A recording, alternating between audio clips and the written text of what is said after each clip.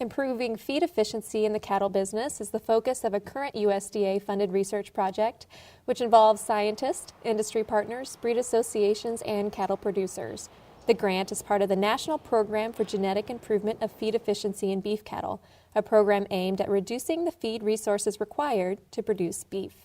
To date, the group has collected DNA samples and feed intake, growth, and carcass data on more than 8,000 animals. We're in our fourth year of project activity, and the project's really designed around both a research component as well as an applied or integrated component that features a number of extension and outreach activities. So our research component focuses on collection of feed efficiency or feed intake phenotypes of animals from a number of major U.S. beef breeds, and then developing a set of genomic tools or DNA markers associated with feed efficiency and feed intake phenotypes. Well, there's no doubt that if there's a true difference, and if it's genetic in cell metabolism, that's the only really way that we can reduce the cost of producing quality beef. Any information that we get back in terms of a genetic difference, things that we're not able to recognize is a big help, because it should accelerate the selection process for us. At this point, the largest cost is supplying a live calf at the heaviest possible weight before he goes into the feedlot. One of our big costs, it doesn't matter which part of the segment you're in, is feed costs.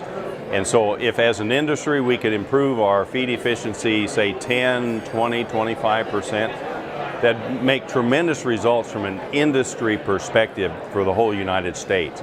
So not only individual herds, individual ranchers, but as an industry, from a competitive standpoint, whether it's worldwide competition or competition from our other protein competitors like pork and poultry, fish, soybeans, or whatever those other protein sources are.